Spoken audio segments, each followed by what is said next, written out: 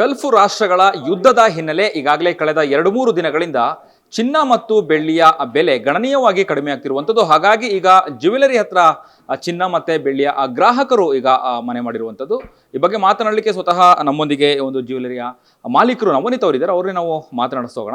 Sir, ಈಗ ಹೇಗಿದೆ ಈಗ ಬಿಸ್ನೆಸ್ಸು? ಕಸ್ಟಮರ್ ಎಲ್ಲರೂ ಕೂಡ ಈಗ ಜ್ಯುವೆಲರಿ ಹತ್ರ ಬರ್ತಾ ಇರುವಂಥದ್ದು ಹೆಂಗಿದೆ ರೇಟು? ಮತ್ತೆ ಕಳೆದ 2-3 ದಿನಗಳಿಂದ ಮತ್ತೆ ಇವತ್ತಿಗೆ ಹೋಲಿಕೆ ಮಾಡಿದರೆ ಹೇಗಿದೆ ಅನ್ನುವಂಥದ್ದು ಬೆಲೆ? ಸರ್, ಬೆಲೆ ಇವಾಗ ಈಗಲೇ ಇಳಿದಿದೆ. ಒಂದು 2 ಡೇಸ್ ಆಗಿದೆ ಕಮ್ಮಿ ಆಗಿ. ಹಂಗಾಗಿ ಇನ್ನೂ ಏನೂ ಗೊತ್ತಾಗಲ್ಲ. ಇವಾಗ ಎರಡೂ ಇದೆ. ಎಕ್ಸ್ಪೆಕ್ಟೇಷನ್ ನೋಡಿ ಕಮ್ಮಿನೂ ಆಗಿದೆ, ಆಮೇಲೆ ತಿರ್ಗಾ ಜಾಸ್ತಿನೂ ಆದರೆ ಆಗ್ಬೋದು. ಮತ್ತು ಇವಾಗ ಕಮ್ಮಿ ಆಗಿರೋದ್ರಿಂದ ಜನ ಇನ್ನೂ ಕಾಯ್ತಾರೆ, ಇನ್ನೂ ಡ್ರಾಪ್ ಆಗ್ಬೋದು, ಇನ್ನೂ ಕಮ್ಮಿ ಆಗ್ಬೋದು ಅಂತ. ಸೊ ಇವಾಗ ಸದ್ಯಕ್ಕೆ ಏನು ಹೇಳೋಕ್ಕಾಗಲ್ಲ.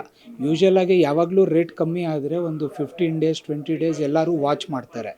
ರೇಟ್ ಏನಾದರೂ ಸ್ಟೇಬಲ್ ಆದರೆ ಮುಂದೆ ಬೈ ಮಾಡೋಕ್ಕೆ ಯೋಚನೆ ಮಾಡ್ತಾರೆ. ಅದೇ ರೇಟು ಜಾಸ್ತಿ ಆಗ್ತಾ ಹೋದರೆ ಜನ ಆಚೆ ಬರ್ತಾರೆ. ಯಾಕಂದರೆ ಅವ್ರಿಗೆ ಭಯ ಇರುತ್ತೆ, ಇನ್ನೂ ಜಾಸ್ತಿ ಆಗಿಬಿಡುತ್ತೆ, ತಗೊಳ್ಬಿಡೋಣ ಅಂತ. ಸೊ ಎರಡು ಇಂಪ್ಯಾಕ್ಟು ಇದೆ ಇದರಲ್ಲಿ, ಒಂದೇ ಅಂತ ಇಲ್ಲ. ಆ್ಯಂಡ್ ವಾರ್ ಎಫೆಕ್ಟು ಇದೆ, ಡೆಫಿನೆಟ್ಲಿ ವಾರ್ ಎಫೆಕ್ಟ್ ಇದ್ದೇ ಇರುತ್ತೆ ಇದು.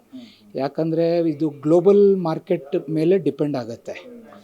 ಗೋಲ್ಡ್ ರೇಟ್ಸ್ ಎಲ್ಲ ಗ್ಲೋಬಲ್ ಮಾರ್ಕೆಟ್ ಮೇಲೇ ಡಿಪೆಂಡ್ ಆಗುತ್ತೆ. ಇವಾಗ ಏನೇ ಟ್ರೇಡ್ ಮಾಡಬೇಕು, ಏನೇ ಮಾಡಬೇಕು ಅಂದರೆ ಗ್ಲೋಬಲ್ ಲೆವೆಲಲ್ಲಿ, ನ್ಯಾಷನಲ್ ಲೆವೆಲಲ್ಲಿ ಎಲ್ಲ ಮಾಡ್ತಾರೆ.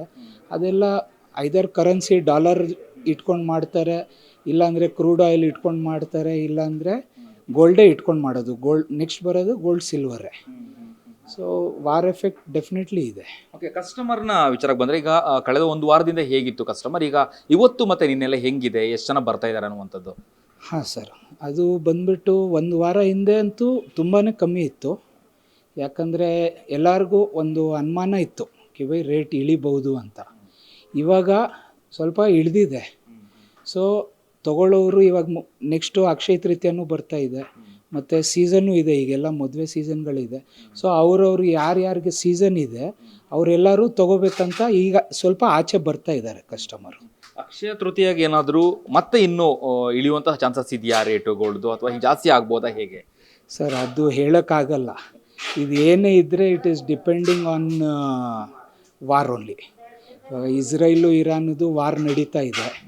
ಹಂಗಾಗಿ ಇವಾಗ ಆ್ಯಕ್ಚುಲಿ ಎಕ್ಸ್ಪೆಕ್ಟೆಡು ಏನೋ ಬೇರೆ ಇತ್ತು, ಇವಾಗ ಆಗಿರೋದಲ್ಲಿ ಏನೋ ಬೇರೆಯೇ ಆಗಿಬಿಟ್ಟಿದೆ ಅಲ್ಲಿ. ಸೊ ಇದು ಎಲ್ಲಿವರೆಗೂ ನಡೆಯುತ್ತೆ, ಏನಾಗುತ್ತೆ ಯಾರಿಗೋ ಗೊತ್ತಿಲ್ಲ. ಏನಾದರೂ ನಿಂತೋಗ್ಬಿಟ್ರೆ ಸ್ಟೇಬಲ್ ಆಗ್ಬೋದು, ತಿರ್ಗಾ ಜಾಸ್ತಿನೂ ಆಗ್ಬೋದು, ಹೇಳೋಕ್ಕಾಗಲ್ಲ. ಮೋಸ್ಟ್ ಪ್ರಾಬಬ್ಲಿ ಜಾಸ್ತಿ ಆಗೋ ಚಾನ್ಸಸ್ ಜಾಸ್ತಿ ಇದೆ. ಇದು ಇವಾಗ ಆಗಿರೋದು ಏನಂದರೆ ಜಸ್ಟ್ ಒಂದು ಕರೆಕ್ಷನ್ ಆಗಿದೆ ಅಷ್ಟೆ. ತುಂಬ ಜಾಸ್ತಿ ಮಾಡಿಬಿಟ್ಟು ಇಳಿಸಿದ್ದಾರೆ. ಇದು ಪ್ರತಿ ಸಲ ಆಗೋದು ಇದು. ಆಮೇಲೆ ತಿರ್ಗಾ ಏರಿಸ್ಬಿಡ್ತಾರೆ ರೇಟ್. ಈಗ ಅಂದಾಜಲ್ಲಿ ಹೇಳೋದಾದರೆ ಸರ್, ಬಂಗಾರದ ರೇಟು ಎಷ್ಟು, ಗೋಲ್ಡ್ ರೇಟ್ ಎಷ್ಟು ಕಡಿಮೆ ಆಗಿದೆ ಅಂದಾಜಲ್ಲಿ? ಬೆಳ್ಳಿ ಎಷ್ಟು ಕಡಿಮೆ ಆಗಿದೆ ಅಂದಾಜಲ್ಲಿ ಹೇಳೋದಾದರೆ? ಸರ್, 24 ಕ್ಯಾರೆಟು ಚಿನ್ನ 18,500 ರೂಪಾಯಿ ಹೋಗಿತ್ತು ಸರ್. ಈಗ 15,000 ರೂಪಾಯಿಗೆ ಬಂದಿದೆ. ಸೊ ಆಲ್ಮೋಸ್ಟು 20% ಇಳಿದಿದೆ, 20 to 25% ಇಳಿದಿದೆ. ಬೆಳ್ಳಿದು ಅಷ್ಟೇ 4,20,000ವರೆಗೂ ಹೋಗಿ ಈಗ 2,30,000 40,000ಕ್ಕೆ ಬಂದುಬಿಟ್ಟಿದೆ. ಅದು ಆಲ್ಮೋಸ್ಟ್ 50% ಡ್ರಾಪ್ ಆಗಿದೆ ರೇಟು. ಹಂಗಾಗಿ ಸ್ವಲ್ಪ ತೊಗೊಳ್ಳೋರೆಲ್ಲರೂ ಈಗ ಹೆದರ್ಕೋತಾ ಇದ್ದಾರೆ, ತೊಗೋಬೇಕು ಬೇಡ, ಇನ್ವೆಸ್ಟ್ ಮಾಡಿದ್ಮೇಲೆ ಅದು ತಿರ್ಗಾ ಇನ್ನು 1,50,000 ಬರ್ಬೋದು, 1,80,000 ಬರ್ಬೋದು, 2 ಒಳಗೆ ಬಂದುಬಿಟ್ರೆ ಎಲ್ಲ ಲಾಸ್ ಆಗುತ್ತೆ ಅಂತ ಹೇಳ್ಬಿಟ್ಟು ಇವಾಗ ಯಾರೂ ಕೈ ಹಾಕ್ತಾ ಇಲ್ಲ. ಬಟ್ ಏರ್ತಾ ಇದ್ದಾಗ ಎಲ್ಲರೂ ಸ್ವಲ್ಪ ತೊಗೊಂಡಿಟ್ರು. ಎಸ್. ಓಕೆ, ಹಾಗಾದರೆ ಈಗ ಬೆಲೆ ಕಡಿಮೆ ಆದ್ರೂ ಗ್ರಾಹಕರ ಸಂಖ್ಯೆ ಕಡಿಮೆ ಇದೆ ಅಂತ ಹೇಳ್ತೀರಾ ನೀವು? ಹಾಗಾದರೆ ಬಿಸ್ನೆಸ್ ಕಡಿಮೆ ಇದೆ ಅಂತ ಹೇಳಿ? ಹಾಂ, ಎಸ್.